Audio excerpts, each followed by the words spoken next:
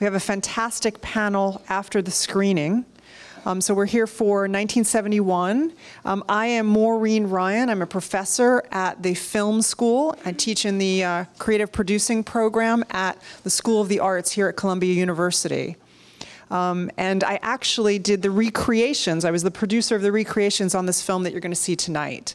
So we'll screen it now. I'll ask everybody to turn off your cell phones, make sure that we don't have any disruptions, and then I'll be back with the panel afterwards where we'll be able to talk about the film and also about the topic of surveillance. Thank you everybody so much, and that was a wonderful applause for our incredible heroes. And we have this amazing panel, which I'm just going to take a moment to introduce everybody. So I'll first start with Johanna Hamilton, who is the producer-director.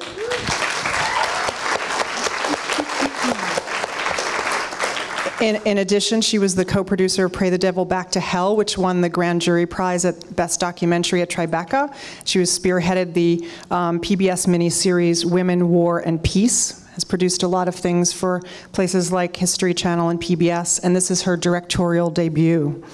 Marilyn Ness, who's right next to her, is a two-time Emmy Award-winning documentary producer. She produced the documentary film E-Team, which is currently in theaters and on Netflix as well. She is a director and producer of Bad Blood, A Cautionary Tale, which premiered on PBS, and has produced other feature documentaries with Rick Burns for PBS. She currently teaches producing documentaries class at Columbia's graduate film program in the School of the Arts. Betty Medsger, who is this lady right here, is a journalist and author who worked for many years at the Washington Post and who recently published the book, The Burglary, The Discovery of J. Edgar Hoover's Secret FBI, and they are available for sale right outside that door if you're interested. She is the former head of the Department of Journalism at San Francisco State University.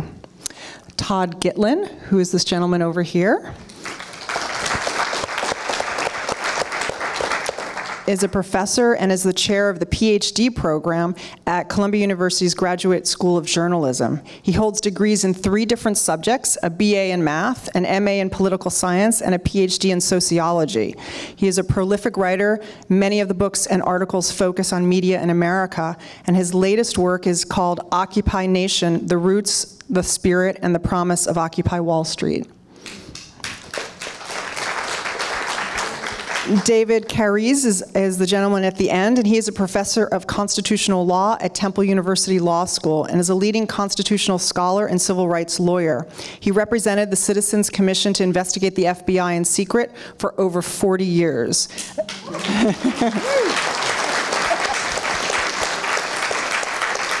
Additionally, he has won the leading race discriminations case against the FBI, won challenges to unrepresentative juries around the country, and represented Dr. Benjamin Spock in a free speech case before the Supreme Court.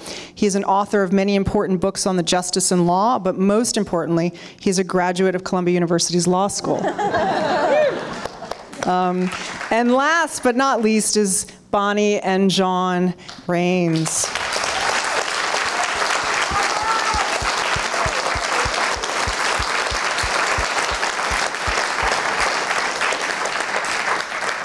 As you saw in the credits, Bonnie is an early childhood specialist and has a BA and master's in education, and she concentrates now on child advocacy and public policy.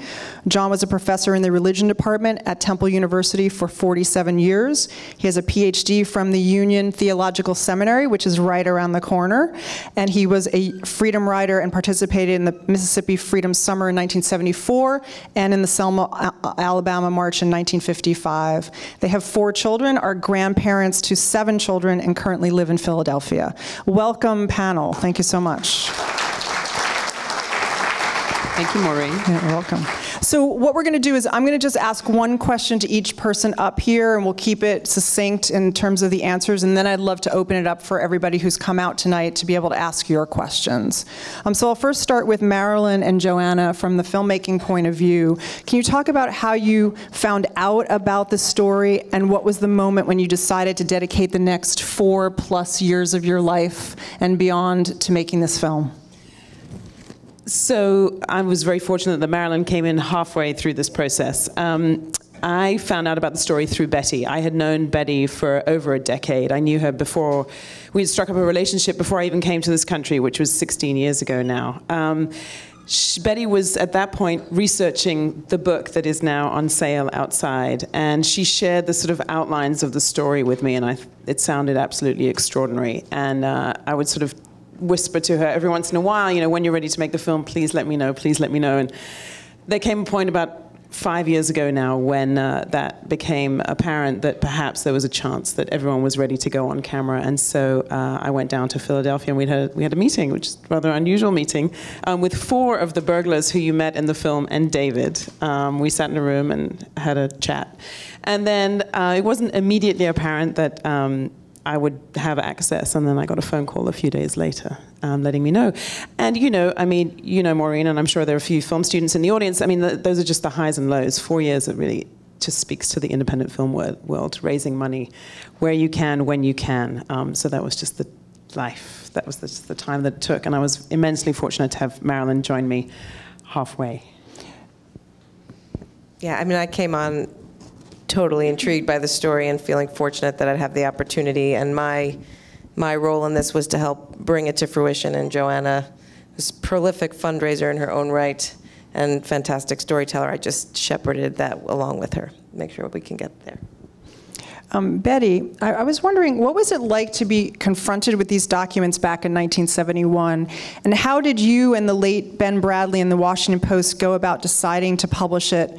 And how do you think the decision-making process in something like that is today? Is it the same process, or has it changed for media, for publishing?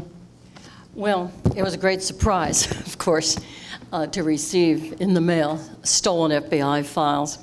And it had not happened before. A journalist had not received stolen files from someone outside the government as opposed to an inside whistleblower.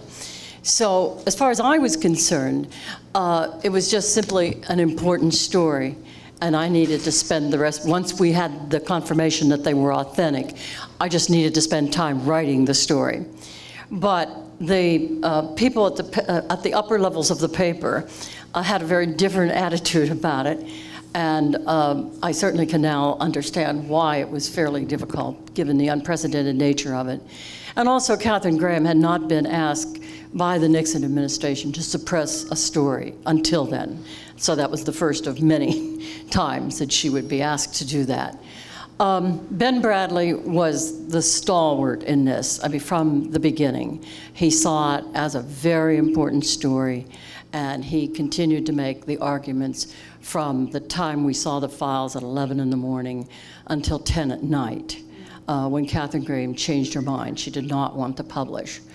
And he did that despite the fact that the Attorney General, John Mitchell, was calling him, another editor, and Katharine Graham, and the attorney for the paper, repeatedly all day long, saying, if you publish these files, you'll endanger lives, you'll endanger national security. We could tell from the files, fortunately, that that was not the case.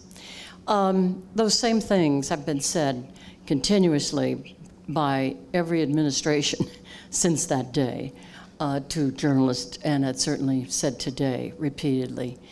And in some ways, it's very similar, I think, in newsrooms today. And we know of one instance where the New York Times waited a year to publish a story. But we know of as the Snowden revelations have come out, newspapers have faced these same kinds of issues, and some have really made heroic decisions repeatedly. It just varies a great deal from place to place. Todd, I had a question for you. You were very politically active at this time in the country. Were you aware of these files, and were you aware of this at the time? And if so, how did it impact what was going on politically in this country, would you say? Well, those of us who were active in SDS and other New Left organizations were pretty confident there were such files. The techniques of wiretapping were not nearly as seamless and far more clunky. So it was not difficult to surmise as a rational person that there was a great deal of surveillance, but I was floored. I have a strong memory of being floored at two things. Number one, the extent of the COINTELPRO program. Of course, at the time, we'd never heard of it. One might suspect that such a thing existed, but the second thing that was all the more remarkable was the cynicism and deliberateness, in a certain way, sort of cagey intelligence of the FBI. That memorable statement about creating the impression that there was an FBI man behind every mailbox. It was sort of interesting to discover that that's what you'd been up against all these years. David, much of today's surveillance is done by corporations and private companies for the government. How would you say that affects the issue today versus 40 years ago? Well, I was very disappointed to see the president talk about turning the function over to private entities as if it would be a great improvement. They're actually subject to less restraints. For instance, the First Amendment doesn't prohibit private companies from doing anything, only the government. So there's a whole history of private agencies taking over such things. I think of the harassment of Ralph Nader after he did his famous book on the Corvair, Unsafe at Any Speed. They started a surveillance and basically a bullying campaign against him, and it's very difficult to find a remedy that the law would pay attention to.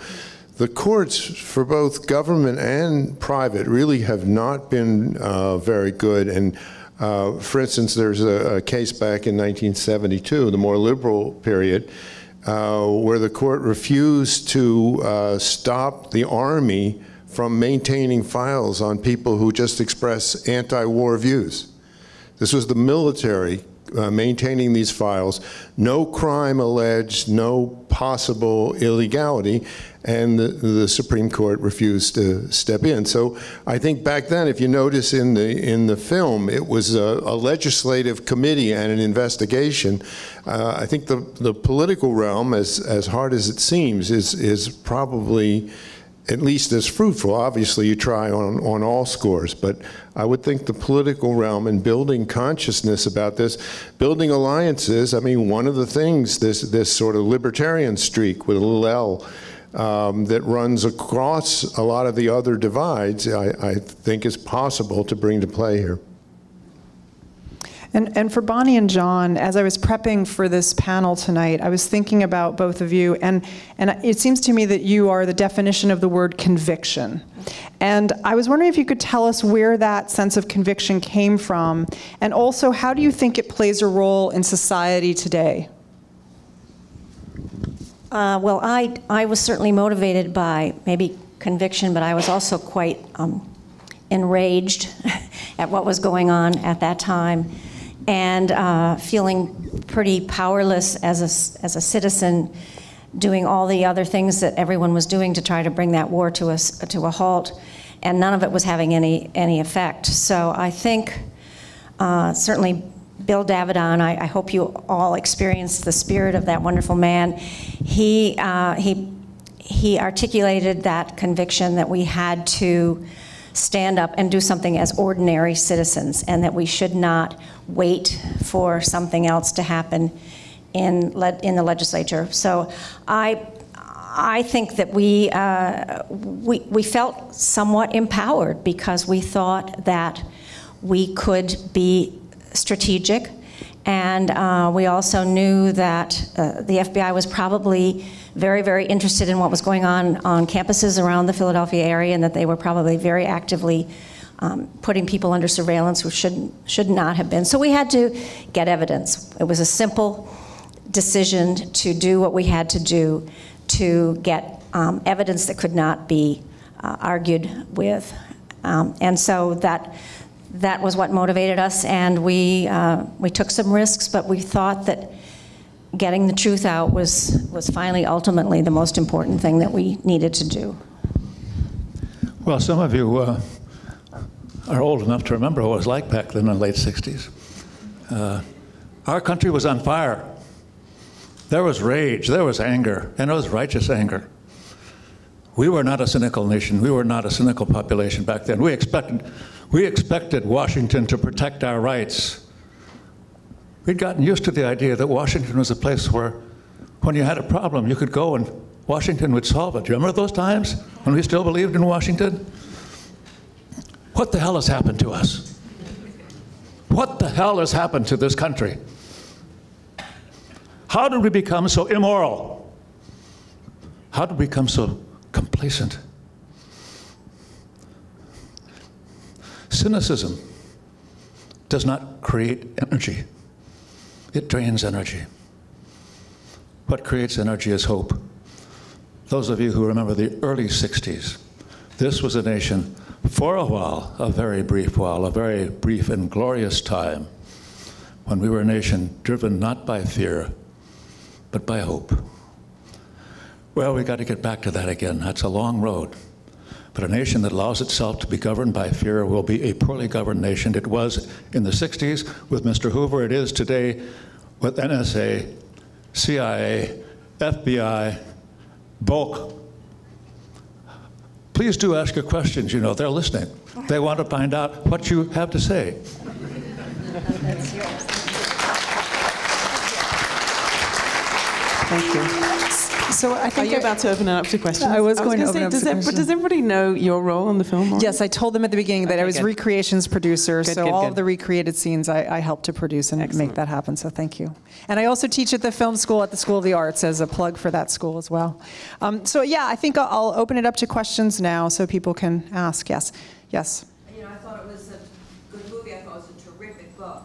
But I am wondering, and particularly after your last comments, couldn't there have been more and clearer connections with Snowden, with the Pentagon Papers, more where this has happened in the past and brought us up to date on what's going on now? So it's not simply what's happening. Are you talking about the film? You're talking about the film?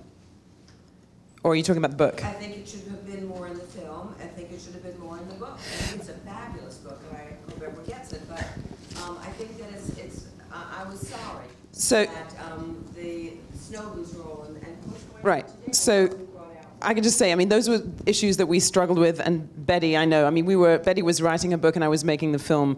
I mean, concurrently, we were finishing our projects, the respective projects, concurrent. You know, the Edward Snowden revelations broke as we were finishing editing the film. I knew, you know, there's a film that's just come out about Edward Snowden called Citizen 4. I knew that that film was coming. It's an incredible film. If you haven't seen it, it's in theaters right now. So, Citizen 4. It's a remarkable film, and it's in theaters right now. You can go see it. And I knew that film was coming. So, I mean, those are very difficult choices. I mean, I felt compelled in an 80-minute film to tell the story of these incredible individuals and incorporating people who were very directly affected by the story. One of the challenges I faced when I was trying to raise money for the film was people telling me, big funders telling me, we know the history of COINTELPRO. What's different about this? It was a genuine challenge.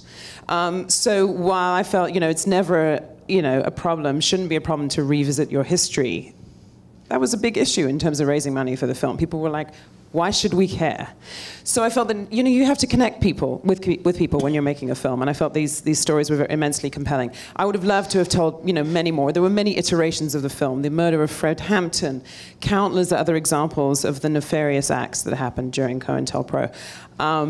But those are hard decisions to make. There's a fantastic film that's been made already about Daniel Ellsberg and the Pentagon Papers.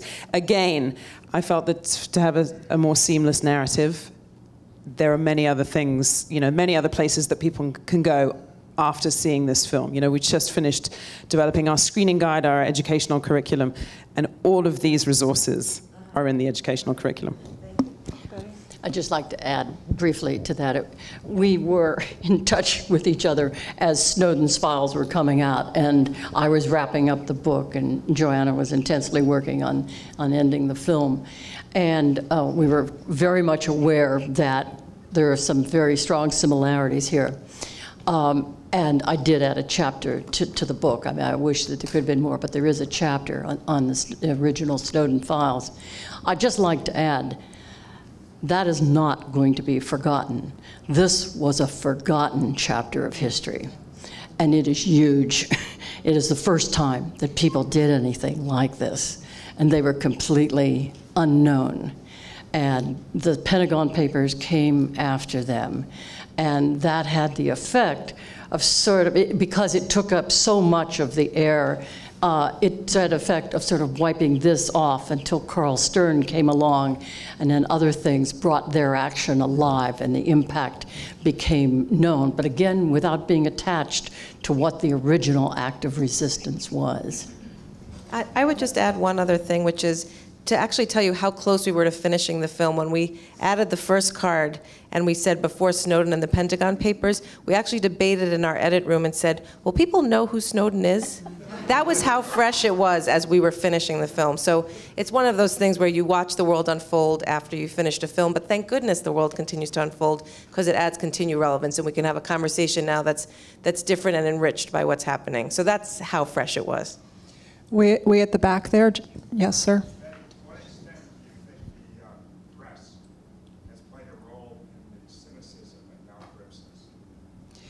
And what role has the press played in cynicism today?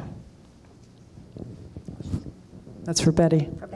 Well, maybe it's for other people. Yeah, I was going to say maybe Or John other and people. Bonnie. Yeah. Well, that's good. Go ahead. They've publicized the cynicism and made it their daily product, I think. Is that what you're getting at? Yeah, that's part of it. I think also the way they're covering events. Imagine how tough it is to be a whistleblower now.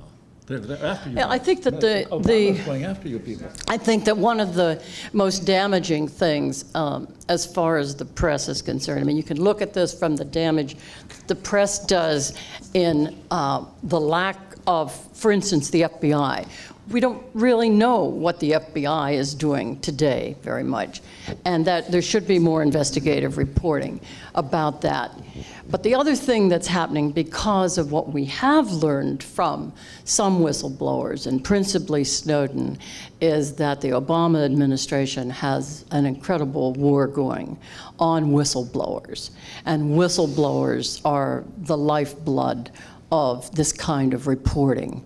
And whistleblowers are being criminally charged.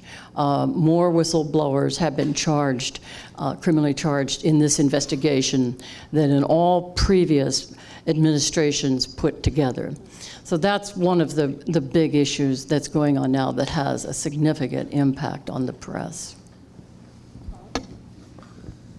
Very difficult question. The cynicism is a partial acknowledgement of reality, and in that sense it's constructive. That is, it punctures illusions which should not have been prevailing in the first place.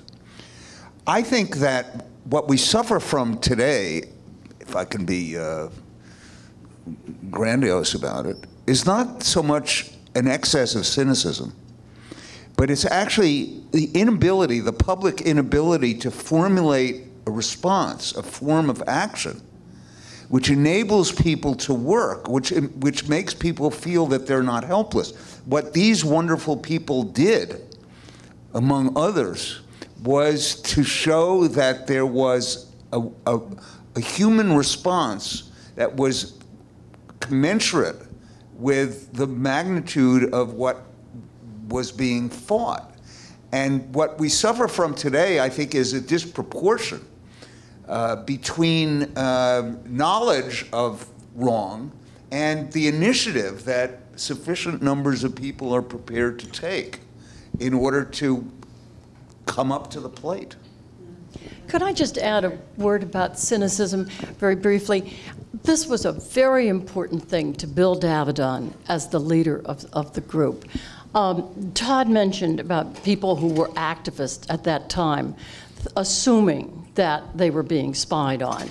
And this was what really motivated Bill to come to the question, what do you think of burglarizing an FBI office? Because all through 1970, he kept hearing these questions, and he rejected the idea that there were spies in the midst at first. He was a physicist, a scientific mind, and he really disliked conspiracy theories. But by the end of 1970, he had come to the conclusion that it really was happening.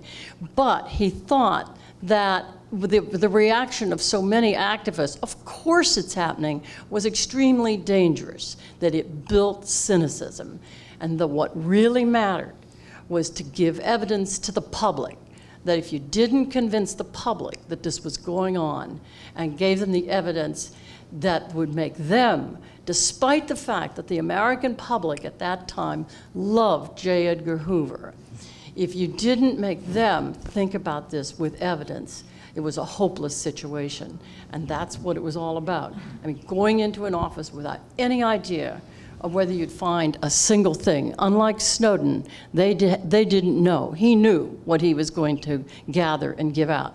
They had no idea. They risked everything for possibly finding nothing but meaningless personnel folders. Thank goodness that wasn't true.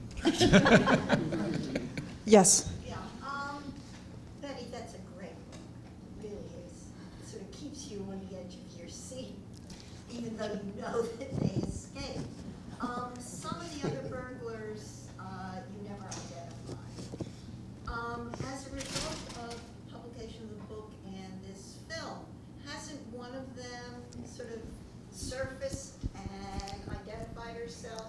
And can I talk to her? So I'll just say that question for everyone. So the question is, first of all, it's a wonderful film, it's a wonderful book, and it seems like there has been another person who has come forward since the publication and since this film's been done. What is the status of that? Well, there were 8.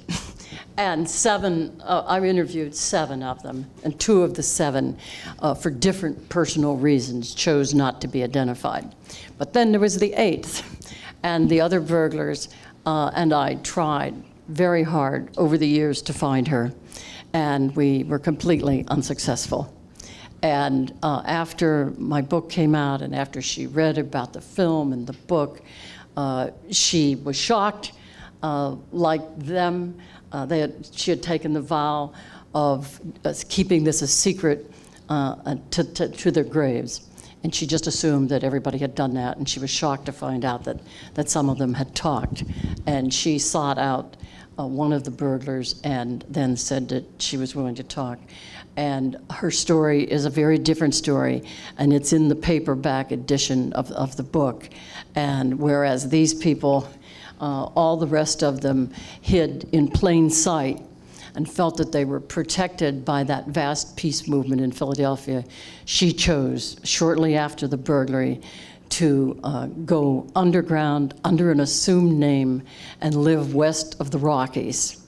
And she continued to stay there the rest of her days, where she still is. She was 19, the youngest member of the group at the time, and now 63. But has had a very, she would say, I've had a very good life. And so she talked to Betty, and Judy, her name is Judy, and I have had a very nice conversations over the past few months. And she felt very conflicted. I mean, as Betty's just said, she's had a very different life. And John and Bonnie and Bill and Bob and Keith and David had many years to get used to the fact that there was going to be a day where they were going to be out. This was a complete shock for her. And as Betty said, we tried and tried and tried to find her unsuccessfully for a reason. That sort of flight tendency she still has is very heightened. And so she's not yet ready to go on camera. I hope she will one day, and it'll be either in the PBS broadcast version of the film, which will happen in May next year, or a DVD extra. Yes. For John and Bonnie, sorry. Two-part question. How did you know that coming forward and speaking to Johanna about your story wasn't going to bring on some sort of related prosecution? And second part, assuming that hasn't happened, what has the fallout been personally, professionally, socially, and legally? So the question is, and David, I'm sure will also weigh in, which is, how did you know after 40 years that you weren't going to be brought up on charges and put in jail? And then also, what has been the fallout for you personally in your lives and professionally? We had good legal advice right there. Go ahead. Well, the statute of limitations for all of the possible crimes had run long ago. Now, that means that no good faith prosecution could be brought, with an emphasis on the good faith part. There would certainly be, and we debated all these things, a faction within the Bureau, one can imagine, that wanted to proceed with anything, an investigation, a grand jury. A lot of times grand jury witnesses who refuse to talk serve more time than the suspects of a crime. So we had to anticipate that. It was very difficult. There was no, it was clear that you couldn't bring the good faith prosecution, but it wasn't clear what would happen. And I particularly was relieved to win the case easily. The FBI, the day that we had set to reveal them January 7th of this year, the media was ready to go. It was embargoed, the story, and in order to get the opposing view, 2 or 3 days before that, they asked the FBI for comment. And we didn't know, we didn't see what those comments were until that media came out. And really unbelievably, I thought they were going to say, well, we have U.S. attorneys who are looking into it, we'll get back to you, something like that. They almost took credit for the action.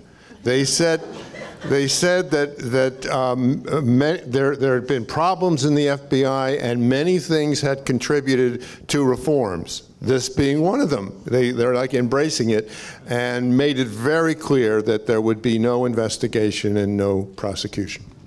They spent years fighting that reform back then, let me assure you. What's been the response to us? The response has been very much like it was tonight. And I don't think that's a response to us so much as it is a response to the need to think that this country can get back on the track it should be on, that we've somehow wandered far afield from what America is supposed to be about. We've become a grossly unequal country. 5 members of the Supreme Court have decided they can drown my vote and your vote in a sea of money, ruining our politics. We know it. We all know it. That sense of outrage is out there. Todd said it's right. It's not cynicism. It's a sense of outrage and trying to find a way to convert that outrage into collective effectiveness. Now, that is where we are as a nation right now. I think that Occupy is still out there. It hasn't gone away. There's a fuse and a match somewhere.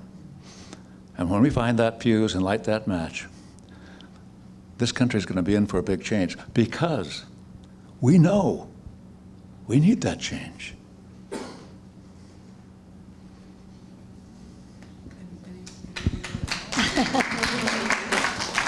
Well, we've had some very wonderful conversations after seeing the film together. And one of the questions often is, what can we as the younger generation now, how can we come together around and how can we find each other to gather some power after our cynicism has died down? And one of the things I tell them is that in 1970, 71, we had a community that we were part of. We had shared values and we were active.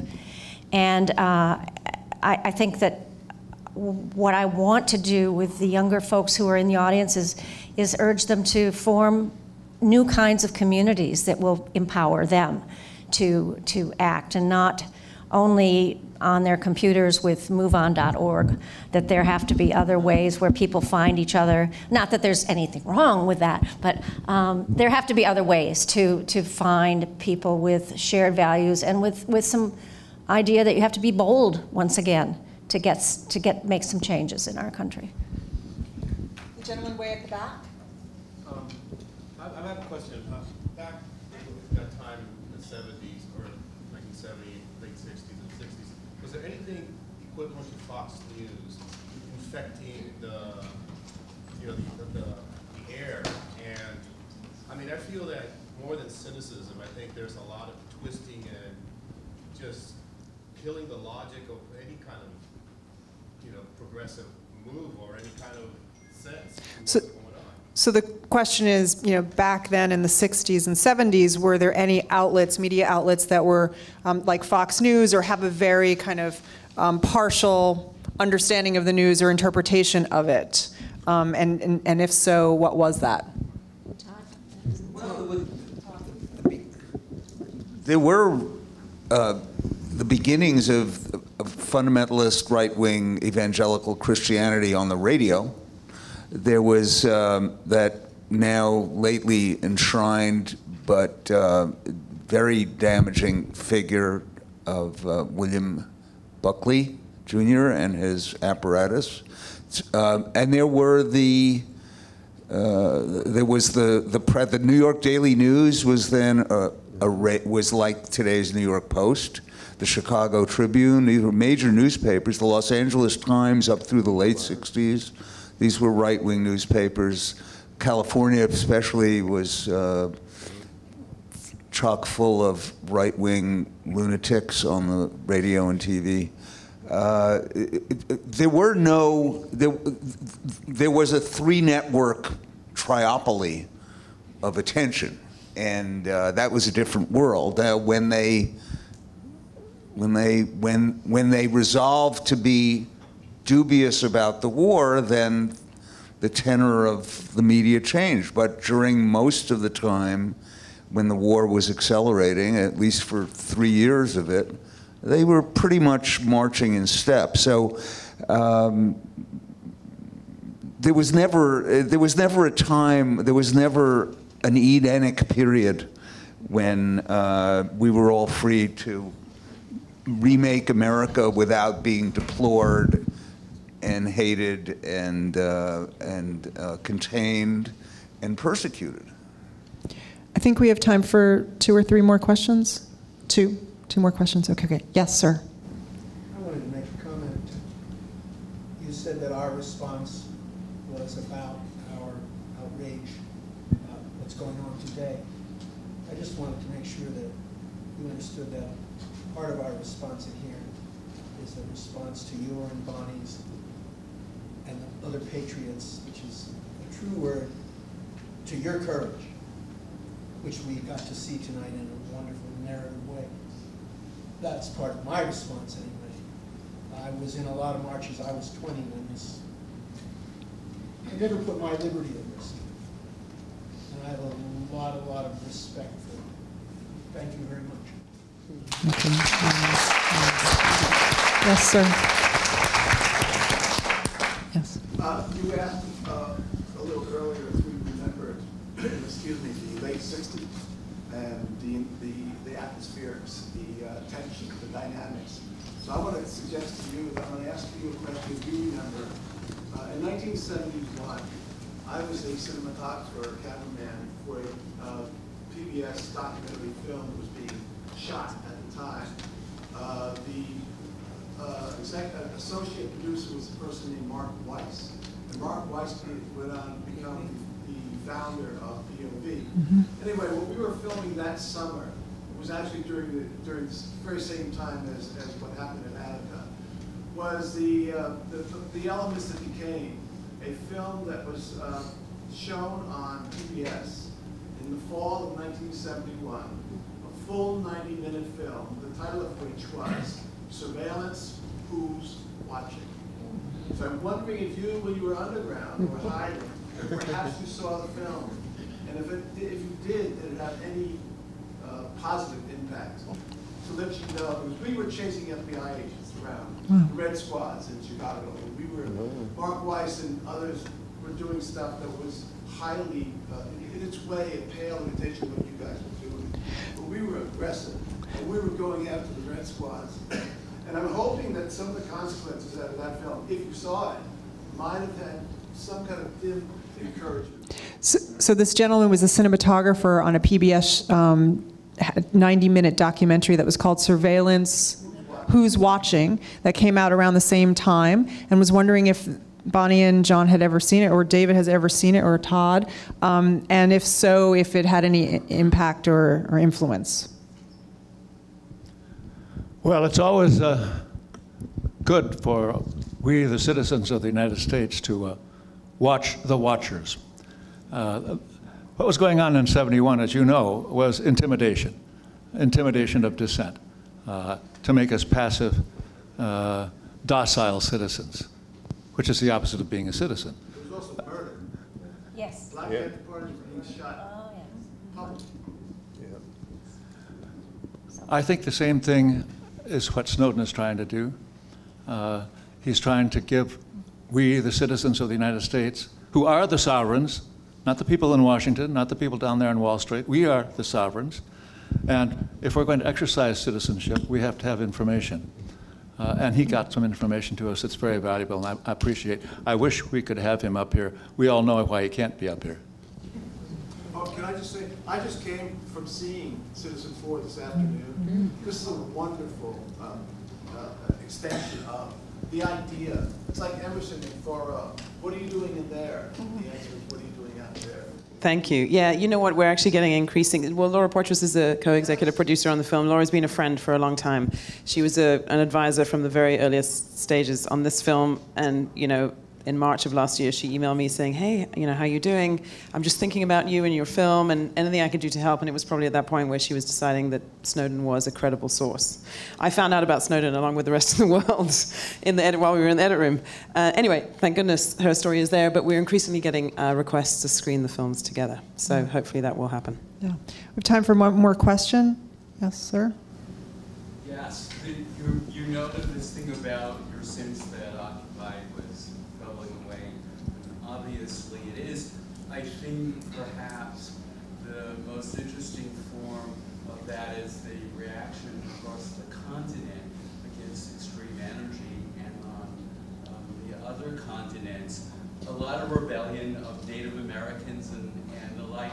But in your own state of Pennsylvania, you actually did it through the ballot box of throwing out a corrupt governor that was leading the rape of the Pennsylvania landscape. And your question, was that a comment? It wasn't just okay. a comment. Okay. Here it is. Okay. And hopefully more of it. Great. Good. All right, well, I think that's it. Thank you so much for coming out tonight. Thank you for all the panel. I really appreciate it. Yes, and Betty is going to be signing books out at the front there. So if you want to purchase and get her to sign, please go to that entrance.